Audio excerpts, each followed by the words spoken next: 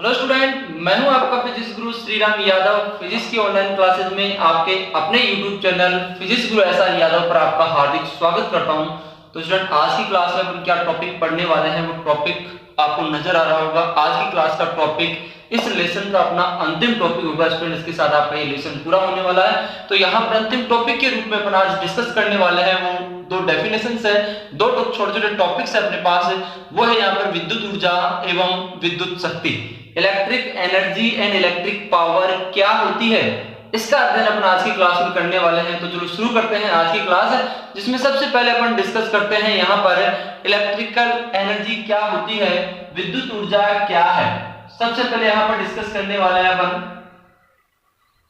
Electric energy के बारे में। इलेक्ट्रिक एनर्जी क्या होती है, इसका डिस्कशन यहाँ पर सबसे पहले अपने इस क्लास में करने वाले हैं। विद्युत ऊर्जा क्या होती है उसकी यदि अपन बात करें तो यहाँ पर स्टूडेंट यदि अपन किसी विद्युत परिपथ की बात करें तो उस विद्युत परिपथ में यदि किन्हीं बिंदुओं के मध्य अपन विभवांतर आरोपित करते हैं या फिर बैटरी का संयोजन करते हैं तो क्या होता है स्टूडेंट, जब भी अपन बैटरी का संयोजन करते हैं तो उस विद्युत परिपथ में क्या होगा, धारा का प्रवाह होने लग जाएगा। उस धारा प्रवाह का जो कारण है वो है उस बैटरी का जोड़ना, उस बैटरी में संचित होने वाली ऊर्जा। क्योंकि जो बैटरी होती है स्टूडेंट वो ऊर्जा संचय की युक्ति कहलाती है। बैटरी क्या है, एक ऊर्जा संचय की युक्ति। मैंने लास्ट क्लास में भी आपको बताई थी कि बैटरी सेल जो है वो ऊर्जा संचय की युक्ति है, न कि आवेश या फिर इलेक्ट्रॉनों के संचय की युक्ति है। वो केवल ऊर्जा का संचय करती है परिपथ में, केवल एनर्जी प्रदान करती है परिपथ में उपस्थित होने वाले आवेश वाहकों को प्रवाहित करने के लिए।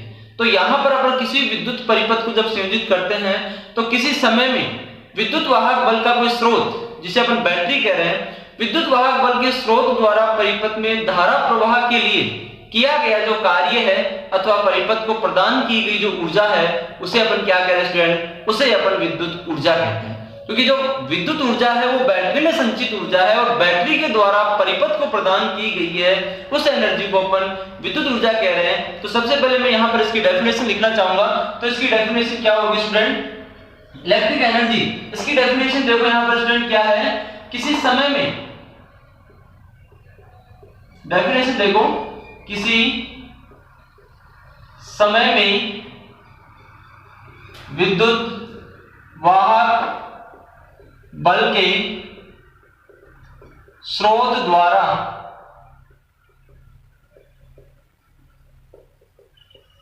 विद्युत परिपथ में धारा प्रवाह के लिए किया गया कार्य विद्युत ऊर्जा कहलाता है। इलेक्ट्रिक एनर्जी क्या है, इलेक्ट्रिक एनर्जी की जो डेफिनेशन है वो है कि जब भी अपन परिपथ में विद्युत स्रोत जोड़ रहे हैं, विद्युत वाहक बल का स्रोत संयोजित कर रहे हैं, तो वो स्रोत उस परिपथ को केवल एनर्जी प्रदान करेगा उस परिपथ में उपस्थित होने वाले आवेशों को, इलेक्ट्रॉनों को गति कराने के लिए। तो धारा प्रवाह, आवेश के प्रवाह की दर को अपन विद्युत धारा कह रहे हैं। तो उस धारा प्रवाह के लिए बैटरी द्वारा जो कार्य किया गया या फिर उस धारा प्रवाह के लिए बैटरी द्वारा दी गई जो ऊर्जा है उसे भी अपन इलेक्ट्रिक एनर्जी कहते हैं। अर्थात दूसरी डेफिनेशन इसकी ये भी दी जा सकती है,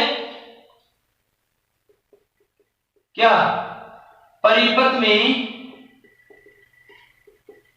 धारा प्रवाह के लिए विद्युत वाहक बल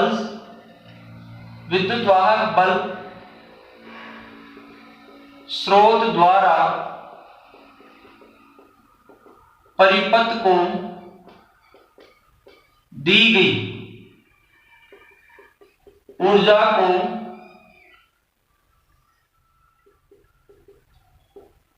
विद्युत ऊर्जा कहते हैं। तो विद्युत ऊर्जा है, डेफिनेशन इसकी आसान सी डेफिनेशन बन रही है, परिपथ को प्रदान की गई ऊर्जा, परिपथ को दी गई जो ऊर्जा है उस ऊर्जा को अपन विद्युत ऊर्जा कहते हैं। या फिर जो किया गया कार्य है उस कार्य को अपन क्या कह रहे हैं, विद्युत ऊर्जा कह रहे हैं स्टूडेंट। जैसे मान लो अपने पास एक परिपथ है, यहां पर एक बाह्य परिपथ का स्रोत है जिसका प्रतिरोध R है। इस बाह्य परिपथ को अपन एक विभवांतर की बैटरी से जोड़ रहे हैं। विभवांतर की बैटरी से इस बाह्य परिपथ को जोड़ा जा रहा है तो क्या होगा स्टूडेंट, यहां पर इसको इस परिपथ से जोड़ने पर इस परिपथ में धारा का प्रवाह होने लग जाएगा। धारा I है वो इस परिपथ से बैटरी के धनात्मक सिरे से ऋणात्मक सिरे की ओर प्रवाहित होने लग जाएगी। समझ गए स्टूडेंट? तो यहां पर इस परिपथ के लिए यदि अपन किसी निश्चित समय की बात करें, मान लो t समय तक इसमें धारा प्रवाहित हो रही है, तो यहां पर परिपथ में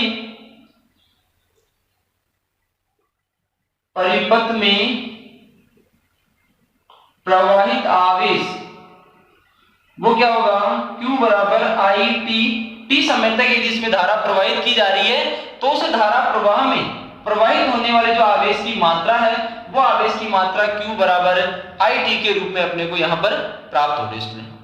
ठीक है, अब यहां पर यदि t समय तक Q आवेश प्रवाहित हो रहा है तो इस आवेश को प्रवाहित कराने में किया गया कार्य विद्युत ऊर्जा के रूप में संचित हो रहा है। तो यहां पर आवेश को प्रवाहित कराने में किया गया कार्य, आवेश को प्रवाहित कराने में किया गया कार्य विभव की परिभाषा के अनुसार W बराबर Q। सही है, तो यहां पर ये Q का मान इस समीकरण में रखें तो W बराबर Q के स्थान पर I t इंटू W। तो यहां पर W बराबर अपने एक समीकरण मिल रहा है स्टूडेंट, क्या, V I t। ये W का मान अपने को यहां पर प्राप्त हो रहा है और यही किया गया जो कार्य है यही परिपथ में विद्युत ऊर्जा के रूप में संचित होता है। यहां पर इसको अपन परिवर्तित कर सकते हैं ओम के नियम से V बराबर IR है, इसलिए W बराबर V के स्थान पर IR इंटू IT, तो W बराबर I स्क्वायर RT लिखा जा सकता है। सही है, इसके साथ ही यहां पर तीसरी बात अपन और करें, ओम के नियम से अपने को क्या मिल रहा है, ओम के नियम से मिल रहा है अपने को I बराबर V बटे में R, इसलिए W बराबर V I के स्थान पर V बटा R इंटू T, तो W बराबर V स्क्वायर बटे R इंटू T। W का एक मान अपने को ये भी मिल रहा है। तो समीकरण 1, समीकरण 2 और समीकरण 3, ये तीन समीकरण यहां पर अपने को प्राप्त हो रहा है। तो उस अवस्था में अपन कह सकते हैं कि परिपथ की विद्युत ऊर्जा अतः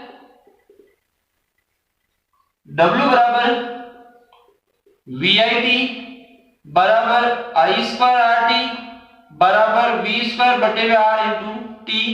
ये समीकरण है जो परिपथ में धारा प्रवाह के लिए किया गया कार्य को व्यक्त कर रहा है और इसी कार्य को अपन विद्युत ऊर्जा के रूप में संचित मानते हैं स्टूडेंट। मतलब यही कार्य है जो उस परिपथ में धारा प्रवाह के लिए आवेश को प्रवाहित कराने के लिए किया गया और इसी कार्य को विद्युत ऊर्जा के रूप में संचित माना जा सकता है। इस परिपथ में ये जो कार्य है वो विद्युत ऊर्जा के रूप में यहाँ पर संचित हो रहा है स्टूडेंट। तो यहाँ पर विद्युत ऊर्जा क्या है वो चीज यहाँ पर इस कार्य के समीकरण के आधार पर स्पष्ट हो रही है स्टूडेंट, समझ गए। यहाँ पर यदि इस विद्युत परिपथ में लगातार धारा प्रवाह होती है तो तार गर्म होता है, तो उस अवस्था में परिपथ में उत्पन्न होने वाली यदि अपन ऊष्मा की बात करें तो परिपथ में उत्पन्न ऊष्मा इसी समीकरण से परिपथ में उत्पन्न ऊष्मा H बराबर W बटे में J, तो यहां पर W बराबर H बराबर VIT बटे में J 4.2 calorie, I square RT बटे में 4.2 कैलोरी बराबर V स्क्वायर बटे में R इंटू T बटे में 4.2 कैलोरी। इस विद्युत ऊष्मा का जो मान है वो ये रहेगा। मतलब यहाँ पर ये क्या है, इस परिपथ में उत्पन्न होने वाली ऊष्मा है H, यहाँ पर उसकी हीट को व्यक्त कर रहा है, यहाँ पर उसकी ऊष्मा को व्यक्त कर रहा है। तो उसकी ऊष्मा H बराबर W बटे में J यहाँ पर जूल नियतांक है जिसका मान 4.2 2 कैलोरी यहां पर लिखा जा सकता है स्टूडेंट। क्लियर है? यहां पर H अपन ने ज्ञात कर लिया, W अपन ने विद्युत ऊर्जा के रूप में ज्ञात कर लिया। अब मैं इसके मात्रक की बात करना चाहूंगा। तो यहां पर स्टूडेंट इसका जो मात्रक है वो इसके फॉर्मूले से लिखा जा सकता है। मात्रक क्या होगा? किसका? विद्युत ऊर्जा का। विद्युत ऊर्जा का जो मात्रक है वो यहां पर इसी समीकरण से यदि अपन इसके मात्रक की बात करें तो इसका मात्रक किलो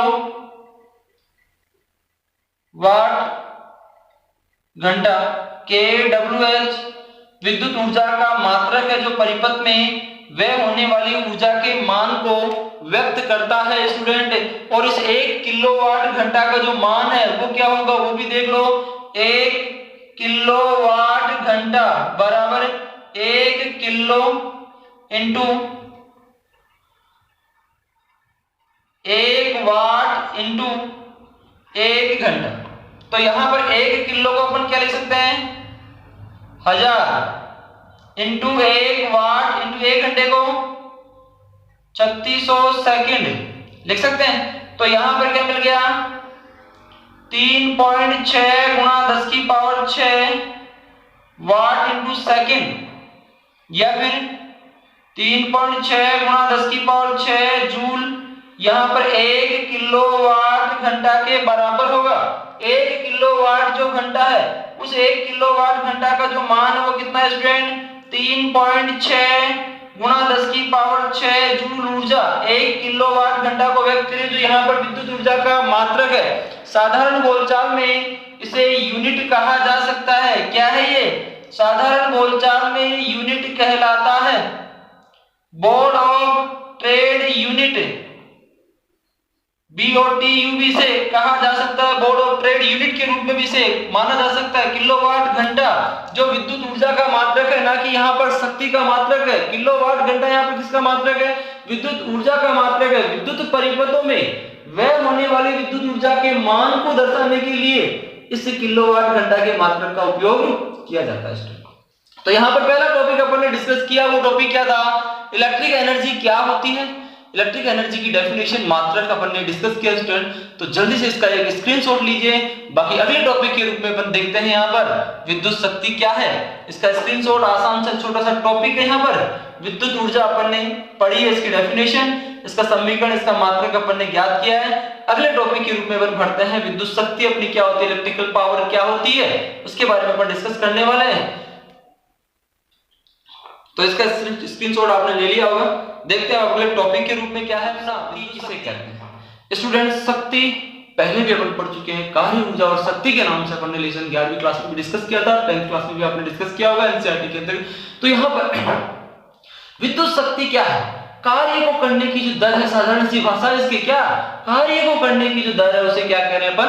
विद्युत शक्ति कह रहे हैं स्टूडेंट। कार्य करने की दर को क्या कह रहे हैं? विद्युत शक्ति कह रहे हैं। यहाँ पर विद्युत परिपथ की अपन बात कर रहे हैं, तो किसी विद्युत परिपथ में ऊर्जा हानि की जो दर है अथवा कार्य करने की दर है उसे अपन क्या कह सकते हैं? विद्युत शक्ति कहते हैं। सबसे पहले मैं इसकी डेफिनेशन यहाँ पर लिखना चाहूंगा। क्या है? देखो इधर, किसी विद्युत परिपथ में ऊर्जा क्षय की दर अथवा कार्य को करने की दर को विद्युत शक्ति कहते हैं।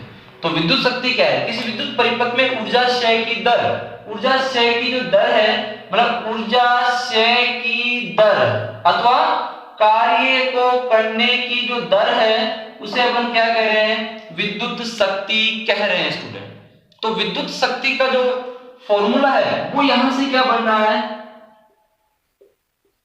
विद्युत शक्ति बराबर ऊर्जा क्षय बटे हुए समय अथवा कार्य बटे हुए समय। यहां पर इसका फॉर्मूला लिखा जा सकता है। देखो यहां पर फॉर्मूला क्या मिल रहा है अपने को? विद्युत शक्ति को अपन P से व्यक्त कर रहे हैं। ऊर्जा से H या W/T लिखा जा सकता है। मतलब यहाँ पर शक्ति P बराबर W/T कार्य करने की दर को अपन शक्ति कह रहे हैं। ये अपन ने यहाँ पर डेफिनेशन के आधार पर लिखा है। अब यहाँ पर जो किया गया कार्य T समय में इस विद्युत परिपथ में किया गया कार्य, विद्युत परिपथ अपना वही है जिसमें एक बाह्य प्रतिरोध को V वोल्ट की बैटरी से जोड़ा जा रहा है, तो उस अवस्था में इस परिपथ में I धारा प्रवाहित हो रही है। इसी विद्युत परिपथ की बात कर रहे हैं। तो इस विद्युत परिपथ में धारा के प्रवाह में जो किया गया कार्य है वो धारा प्रवाह के लिए किया गया कार्य W है। तो यहां पर इस W का मान विद्युत ऊर्जा की परिभाषा से क्या मिल रहा है, W बराबर VIT बराबर I²RT बराबर V²T/R। W का मान अपने को यहां पर ये मिल रहा है।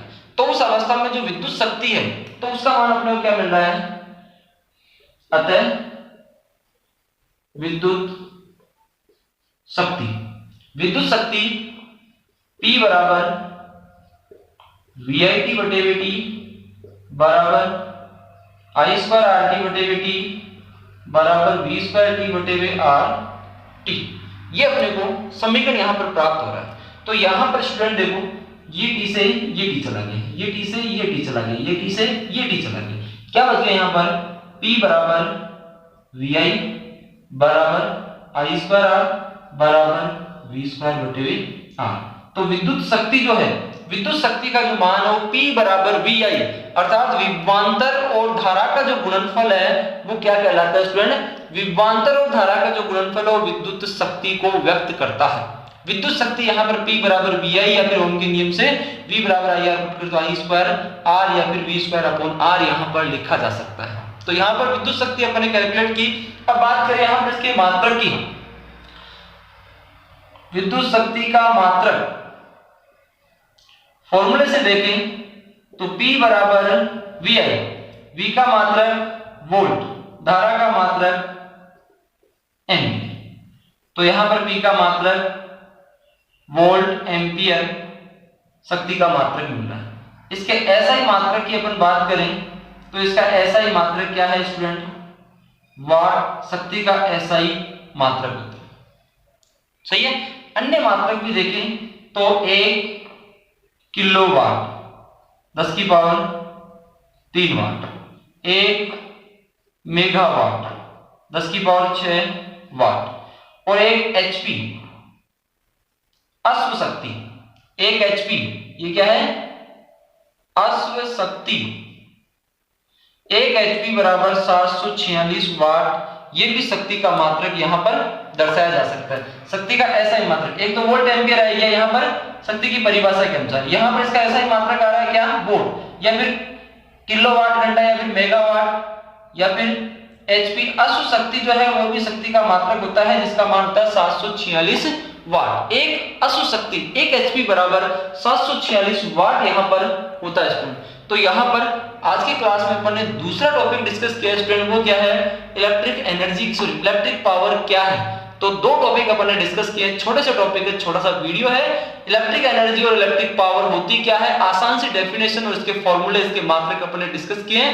स्टूडेंट यदि आपको वीडियो अच्छा लगे तो वीडियो को लाइक कीजिए, शेयर कीजिए और कमेंट कीजिए। यदि आपने वीडियो शेयर नहीं किया तो इसके बनाने का जो मकसद है वो पूरा नहीं होगा। साथ ही चैनल पर आप नए आए हो तो चैनल को जरूर सब्सक्राइब कीजिएगा। थैंक यू स्टूडेंट आज की क्लास के लिए।